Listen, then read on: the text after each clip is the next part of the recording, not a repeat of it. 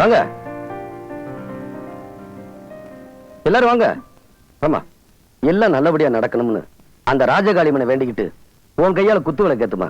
என்ன முதல்ல ஸ்டூடியோ ஆரம்பிக்கிற, யாராச்சும் மந்திரியை கூப்பிட்டு குத்து விளக்கு ஏத்த சொல்லலாம்ல.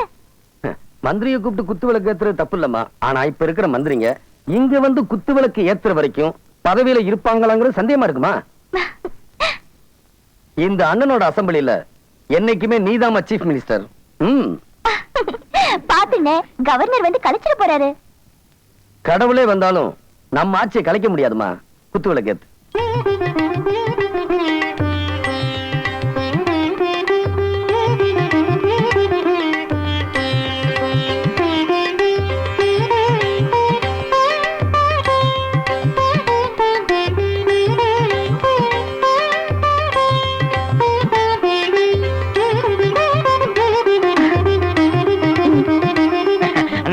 ஸ்டுடியோ திறந்தாச்சு.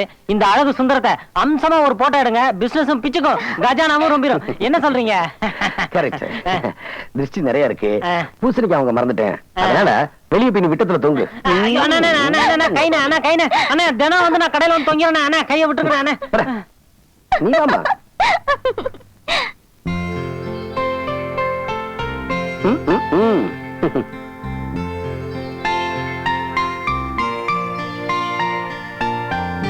தெரியுமா?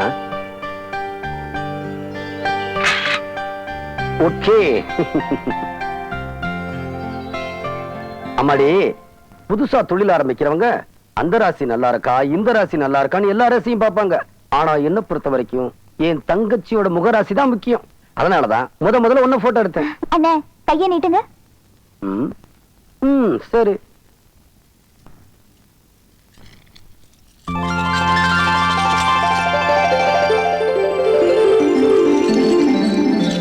என்ன பாக்குறீங்க? இத வெறும் காசா நினைக்காதீங்க. என் தெய்வத்துக்கு நான் செலுத்துற காணிக்க.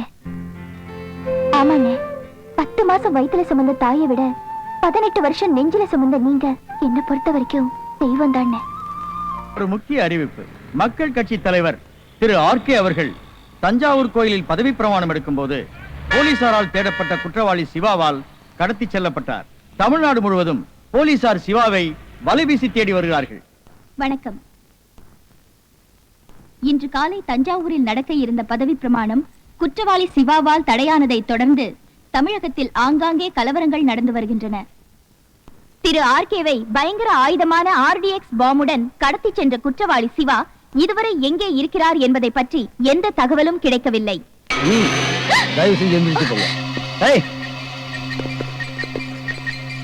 தடங்களுக்கு வருந்தணும் அட்டையை காட்டின நீங்க பிறந்ததுக்காக வருத்தப்பட வேண்டியிருக்கு.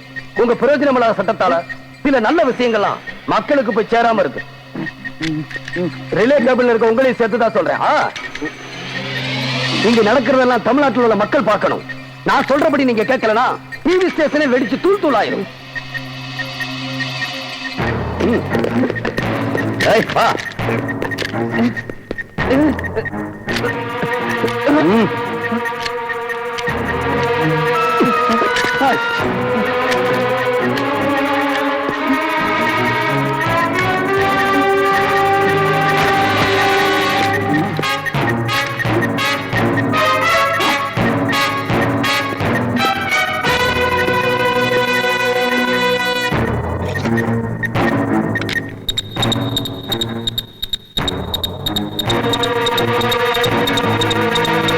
தமிழ்நாட்டோட தன்மானத்தை காப்பாத்த நான் நடத்த போற தர்ம யுத்தம் இது.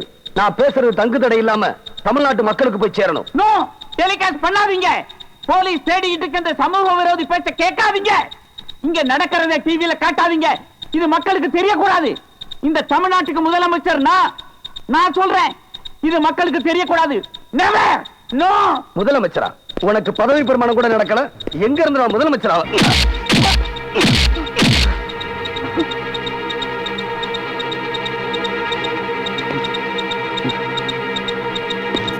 என் உயிரினும் மேலான தமிழக மக்களுக்கு என்னுடைய தாழ்மையான வணக்கம்.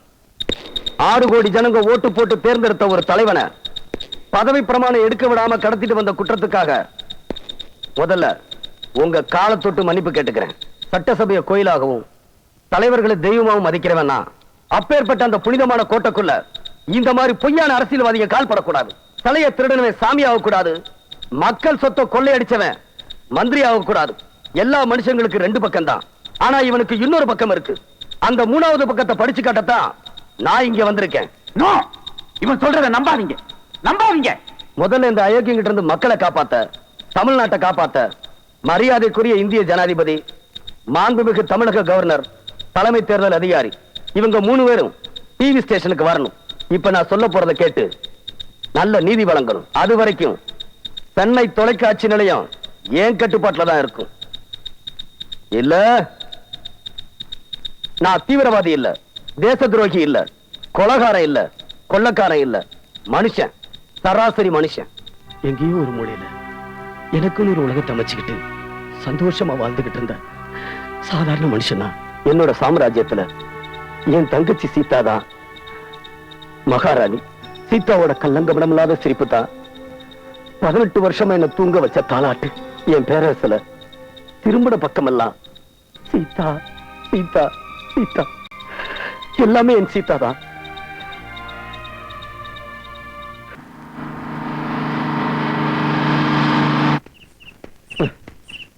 ஐயோ, வண்டியை கண்ண பண்ண நிறுத்திருக்காங்க. நீ ஓரமா நில்லுமா, நான் வந்துடுறேன். போமா.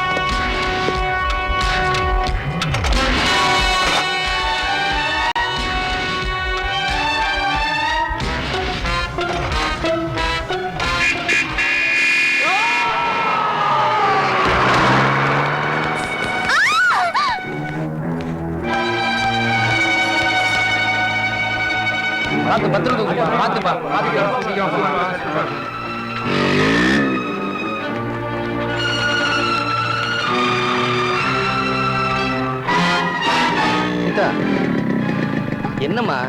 அண்ணே, பாவண்ணே, யாரோ வண்டியில அடிபட்டு இருக்காங்க. அவங்கள தூக்கிட்டு ஆஸ்பத்திரிக்கு போறாங்க அண்ணே. நீ ஏற்கனவே பயத்துல ராத்திரி தூங்க மாட்ட, இத வேற பாத்துட்டியா? ஏறுமா. அண்ணே, அவங்க தான் ஹாஸ்பிடல் கூட்டிட்டு போறாங்கல்ல, ஏறுமா. நல்லா பிடிச்சுக்க.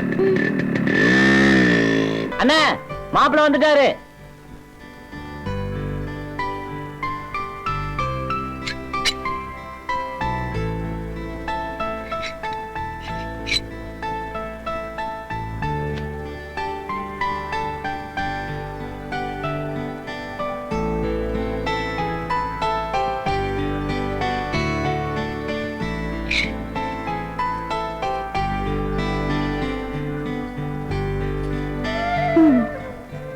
உனக்கு ஒரு நல்ல மாப்பிள்ளை பாக்குறதுக்குள்ள உங்க அண்ணனுக்கும் எனக்கும் போதும் போதும்னு ஆயிடுச்சு.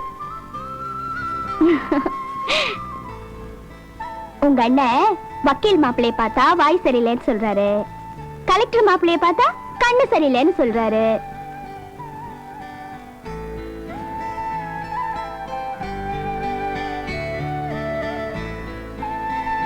கடைசியா சீதைக்கு ராமனை பிடிச்ச மாதிரி இந்த சீதாவுக்கு ஒரு நல்ல மாப்பிள்ளைய தேடி பிடிச்சிருக்கோம். அதுக்காக அந்த மாப்பிள்ளைய வில்லெல்லாம் ஒடிக்க சொல்லிடாத, பாவம். நீ ரொம்ப அழகா இருக்க, என் கண்ணே பட்டுடு போல இருக்கு. பொம்பளைங்க 2 பேரும் சேர்ந்தா போதும், மாநாடு போட்டு பேச ஆரம்பிச்சிருவீங்களே. மாப்பிள்ளை வந்து ஹால்ல உட்கார்ந்து இருக்காரு. மாப்பிள்ளைக்கு பொண்ணை தேடி தேடி கழுத்து சுலிக்கிற போல இருக்கு. வாமா வாமா வாமா. அட வாமா.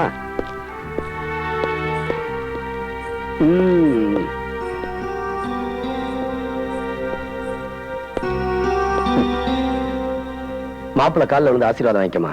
போமா போமா.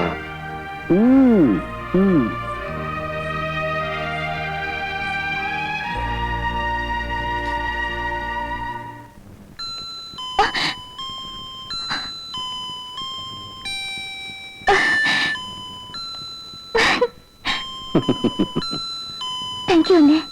ம்.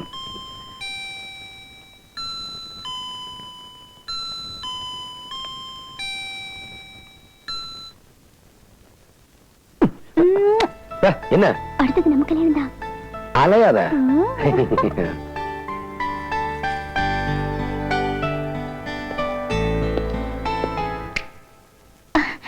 அண்ணே, ஏமா, கட்டிக்க போற புடவையே உன் இஷ்டப்படி செலக்ட் பண்றவன் கட்டிக்க போற புருஷனை தப்பாவா நான் செலக்ட் பண்ணிருவேன்?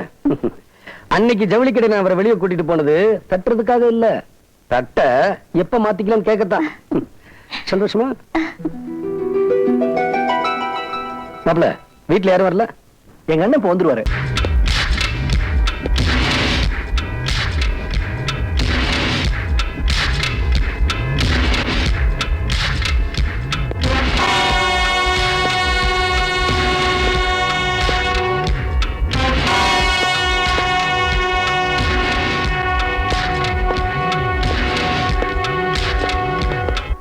வாங்க, இவர்தான் எங்க அண்ணன். வணக்கம். ஹலோ, சீதாவோட அண்ணன். என்ன தலையில அடிபட்டு இருக்கு? ஒரு சின்ன ஆக்சிடென்ட். உட்காருங்க. தேங்க்யூ. சீதா,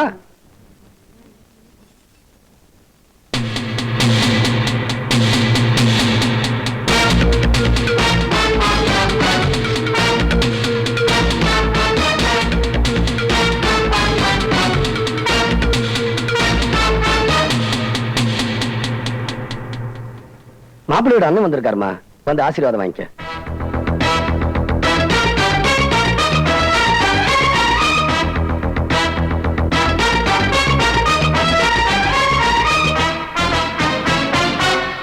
எப்படி ஒரு பொண்ணத்தான் எத்தனை நாள் தேடிட்டு இருந்தேன்.